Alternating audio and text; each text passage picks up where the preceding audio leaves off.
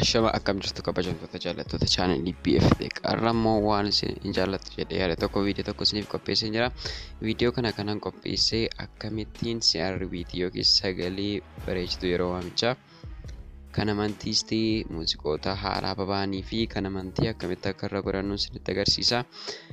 Chaanalii kanaaf haaraa yoo taatan subscribe gochuun maatii chaanalii kanaa ta'an isin jedha. Amma kallattii gara viidiyootti dabarra.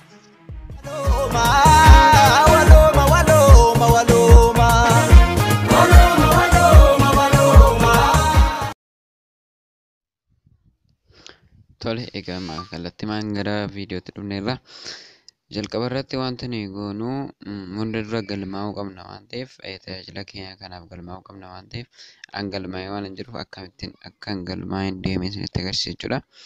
Jalqaba kan isin gootan gara SMS yookiis ergaa gabaabaa miiseejii aappii keessa galtu. Erga iddoo sana galtanii booda niw chaat gootanii 822tti miiseejii barreessituudha. Kanuma yeroo ilaallachuuf yookiis saayitii cheekii godhachuuf kan itti fayyadamtan sanarratti jettanii barreessitu jechuudha. Jettanii gaafa isin barreessitan akkuma agartan kun gararraa kanatti barreesseen ture hin argama deeman yaada. Akkuma kana gajjellaa irratti miiseejiin dhufe garteettu successfully galmoofteetta naan jedha. Miiseejii akka kanaas isiniif deebisuu qabu jechuudha. Isa kana gochuuf qarshii 5 keessaa qabaachuu qabdu jechuudha. Maaliif galmeedhaaf birrii 10 birrii 5 waan isin barbaachisuuf qarshii 5 keessaa qabaachuun dirqama ta'a jechuudha. Erga galmooftanii booda immoo kallattiidhaan gara isinitti deemtan isinitti agarsiisa. Egaa erga akka galmooftan mirkaneeffattanii erga mirkaneessaa erga isin bira ga'ee booddee hin dawwaltu jechuudha. Keessaa batanii gara 822tti ni dawwaltu jechuudha. Akkuma dawwaltaniin kan isaan ittiin isin simatan afaan Amaaraa ta'uu danda'a. Kanaafuu lakkoofsa 6 ni tuqxu. Lakkoofsa 6 erga tuqxanii booddee yoo afaan Ingiliffaa barbaaddu ta'e lakkoofsa 2 gootu. Yoo immoo Amaariffumaan itti fufuu barbaaddan 1 gootu. Yoo afaan Oromoo barbaaddan 3 gootu. Isa kanaan jalqaba laanguweejii keessan jijjiirrattu. Erga afaan keessan afaan dhageessanitti yookiis laanguweejii hubattanitti sirreeffattanii booddee akkamitti muuziqoota irra godhachuu dandeenya. Muuziqoota kamiin akka itti irra godhachuu dandeenyu jalqabaan isinitti agarsiisa. Itti aansee immoo akkamitti muuziqoota haaraa ba'an argachuu akka dandeenyu isinitti agarsiisa. Itti aansee immoo faarfannaa yookiis manzuumaa haaraa ta'e akkamitti argachuu akka dandeenyu isinitti agarsiisa. Tooraan isinitti agarsiisa waan ta'eef haayataan na hordofa. Egaa walumaa galatti muuziqaa kana argachuun waan baay'ee ulfaatu miti. Ta'us garuu jalqaba muuziqaa akkamii akka barbaadan fakkeenyaaf muuziqaan haaraan hojjetame sun muuziqaa ammayyaatu moo kan aadaatti kan jedhu dursa adda baastanii beekuu qabdu jechuudha. Afaan Oromoo moo afaan Amaaraadhas jedhu dura adda baastanii beekuu qabdu. Kan amantiis yoo ta'e faarfannaa kan Ortodoksiin barbaadamoo Pirotestaantiidha moo manzuumaan barbaada jettanii adda baafachuu qabdu jechuudha. Kan adda baafnaan ajajaan isaan isinii kennan hordofaa deemuu qofa. Mee sagaleedhaan duukaa hin jiruanii haalan ittiin filadhee isinitti agarsiisa yoo isin rakkiseef sagalee wajjin jechuudha. Amma kallattiin gara sana ilaalutti dabarra.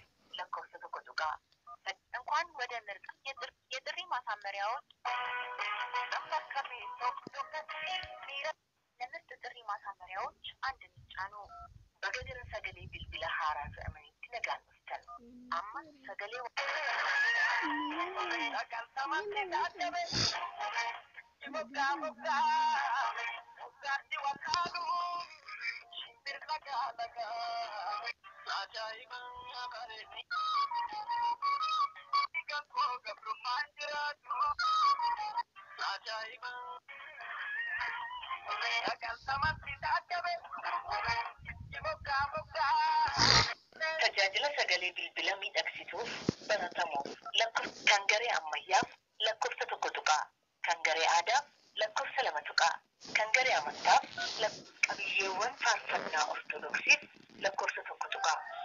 Sagalee miidhagsituu dure baga gara sagalee amma sagalee waamichaa dhaggeeffachuu dandeessu. Itoophiyaa salaama shibsaa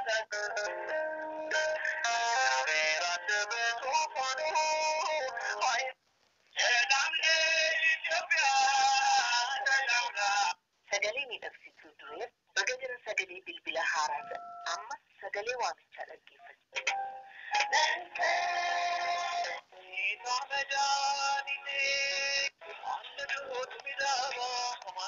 Sagalee miidhagsituu dureef lakkoofsa tokko tuqaa. Tajaajila sagalee bilbila miidhagsituuf baratamuuf lakkoofsa kan garee ammayyaaf lakkoofsa qabiyyeewwan faarfannaa ortodoksiif lakkoofsa tokko tuqaa. Qabiyyeewwan manzummaaf lakkoofsa lama tuqaa. Sagalee miidhagsituu dureef lakkoofsa tokko tuqaa. Baga gara sagalee waamicha baree amma sagalee jalqabna obbolummaa harkaanuma keessa miidhaga qalbiitiin laalayaa fuudhessa shaadatanii taate salaami lammeessa. لا إله إلا الله رانجل كبهذا محمد رسول الله دنيسا يا جل جادة سيني رابطة مدنسا قبل ما جنة وانتنو يوانو فرما لكي يا بوليسات يا بوليسي ربي سراجو مالي فامو دنيسي وسالة في أسان ومغفل دين إسلام قبل ما جنة وانتنو يوانو sagalee miidhagsituu tajaajila sagalee bilbila miidhagsituuf baratamuuf kan garee ammayyaaf lakkoofsa qabiyyeewwan faarfannaa ortodoksiif lakkoofsa tokko tuqaa. Qabiyyeewwan manzummaaf lakkoofsa lama tuqaa. Qabiyyeewwan faarfannaa pirootestaantiif lakkoofsa sadi tuqaa. Qabiyyeewwan kaatolikiif lakkoofsa afur tuqaa. Gargaarsaaf mallattoo sagalee miidhagsituu dureef lakkoofsa tokko tuqaa. Baga gara sagalee waamicha bareechuu amma sagalee waamichaa dhaggeeffachuu dandeessu. Yemmuu yoo nagar qabu helaamee akkasiin jedha baankee ergee sagalee takka bakakka salphachuu kee warree kan salphisee si dhaabbachiisa eebba walakka. Waluma naa gaba dheeraa dheeraa.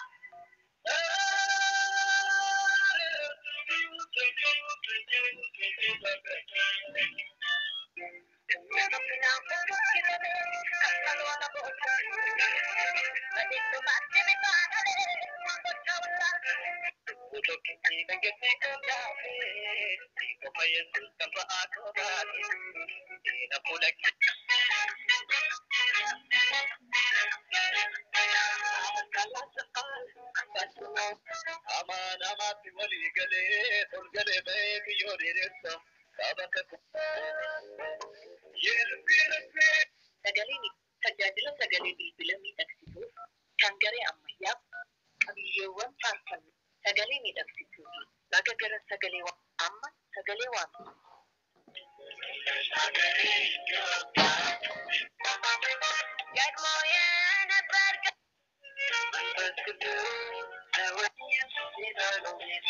Sagalee miidhagsituu tajaajila sagalee bilbila kan garee ammayyaaf qabiyyee sagalee miidhagsituu baga gara amma sagalee jalqabna obbolummaa harkaanuma keessa miidhaga qalbiitiin laalayaa fuudhessa shaadatanii taate salaami lammeessa salaami jama haa jaaluun sadarkaansa digdamii torba ta'uun sababa obboleessa. Egaa akkuma argitan tajaajilli kun tajaajila baay'ee namatti toludha. Muuziqoota hedduu manzumaa kan kaatolikii irra dabartee kan amantiiwwan hundumaa kan of keessatti qabatedha jechuudha. Wanti kun hangam akka namatti tolu isin argitaniittu kanarratti waan dabalataa waan isiniin jedhu yoo jiraate yoo filachuu barbaaddan muuziqaa sanarra yookiis faarsaa sanarra erga keessanii booddee lakkoofsa 4 ni tuqxu.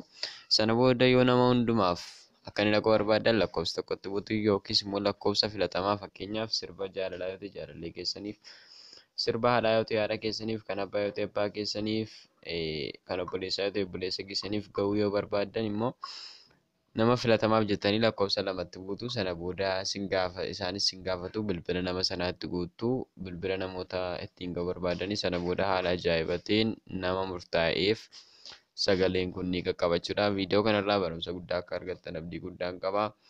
Viidiyoo akkamii akka qabanne isiniif dhiyaannu barbaaddu koomentii jalatti nu barreessuu hin dagatinaa. Hanga viidiyoo itti aanu wal agarrutti baay'ee.